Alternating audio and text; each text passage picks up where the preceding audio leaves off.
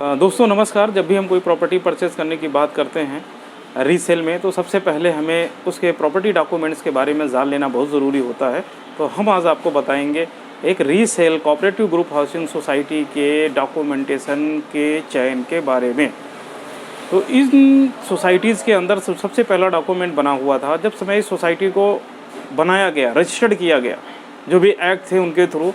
तो उसके बाद जो है मेंबरशिप लोगों को दी गई। तो जो मेंबरशिप दी गई, उस मेंबरशिप को एज ए डॉक्यूमेंटेशन जो प्रेजेंट किया गया उसे बोला जाता है शेयर सर्टिफिकेट। तो जो सबसे पहला डॉक्यूमेंट होता है वो शेयर सर्टिफिकेट है।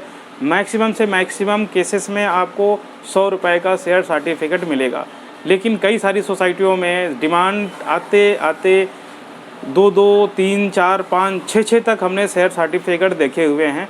तो ध्यान रखें, जब भी कोई प्रॉपर्टी की बात होती है तो एक बारी सोसाइटी ऑफिस से कंसल्ट पर्सन से एक बारी मिल के ये ज़रूर जान लें कि सोसाइटी ने सिर्फ एक ही शेयर जो है इशू किया था या ज़्यादा शेयर भी इशू किए।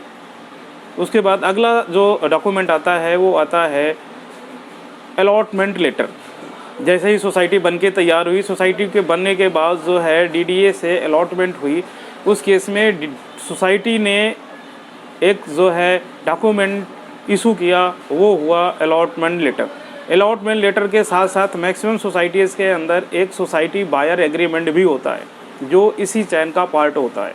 इस तरीके से 2 पेपर हुए हैं। कई सारी सोसाइटीज़ के अंदर एग्रीमेंट टू बायर जो एग्रीमेंट होता है, बायर सोसाइटी जो एग्रीमेंट होता है वो नहीं होता है, लेकिन ज़्यादातर केसेस के अंदर होता है। उसके बाद जैसे ही सोसाइटी बन के तैयार हो जाती है, फिजिकल पोजीशन देती है, तो सोसाइटी उस समय एक पोजीशन लेटर इशू करती है, जो कि हमारी इस चैन का तीसरा पेपर होता है। यदि एग्रीमेंट उस सोसाइटी पे नहीं बना है तो पोजीशन के साथ साथ जो है एनेक्शर्स भी होते हैं, उसके अंदर कई सारे और भी सपोर्टिंग डॉक्यूमेंट्स होते हैं। वो आप जो सोसाइटी से पता करोगे या फाइल देखोगे तो आपको पता चल जाएगा। और हैंडिंग ओवर, सोसाइटी उस समय एक हैंडिंग ओवर डॉक्यूमेंट भी दे देती है जिस समय वो हैंड ओवर कर रही होती है। तो अलॉटी के केस में जो फर्स्ट मेंबर होता है, सोसाइटी और बायर के बीच में जो डॉक्यूमेंट बनते हैं वो सिर्फ इतने से share certificate, agreement to society buyer agreement, allotment, possession letter. इसके बाद जैसे ही अगले हम स्टेप की बात करते हैं तो डीडीए से एक कन्वेंस डीड होती है, जिसे हम फ्री होल्ड की कंडीशन की बात करते हैं। उस समय एक डॉक्यूमेंट बनता है, उसे हम बोलते हैं कन्वेंस डीड।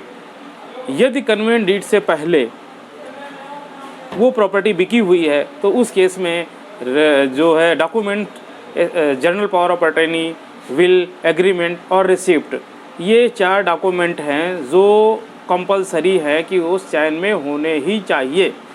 ये चाहे 2 बार बिका हो, 3 बार बिका हो, 4 बार बिका हो, यदि उसके बाद कन्वेंस डीड हुई है तो उसके बाद ही फिर अगला डॉक्यूमेंट सेल डीड होगा।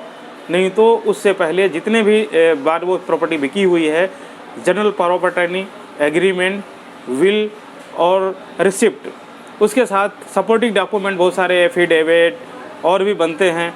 वो जब आप फाइल देखोगे तो आपको पता चल जाएगा, बट ये कंपलसरी डॉक्यूमेंट होते हैं जो होने चाहिए।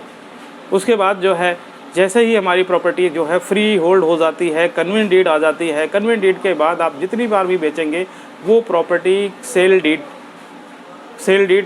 होती रहेगी। अगला डॉक्यूमेंट जो बनता है वो सेल डीड बन जाता है। इससे हटके भी बहुत सारी ऐसे टर्म्स कंडीशन होती हैं जिनके लिए अलग से डॉक्यूमेंट्स बनाने पड़ते हैं। तो अभी हमने आपको जो बताए हैं ओरिजिनल अलॉटी के केस में, या ओरिजिनल अलॉटी से जो फ्लैट बिकने के बाद कन्वेंस डीड हुई या बिकने से पहले कन्वेंस डीड हुई, उस केस में इतने से डॉक्यूमेंट होते हैं। तो जब भी आप खरीदिए तो कंसल्ट पर्सन से सलाह ज़रूर लें। यदि हमारे चैनल पर नए हैं तो चैनल को सब्सक्राइब कर लें, वीडियो को लाइक कर लें। बहुत बहुत धन्यवाद। Thanks for watching.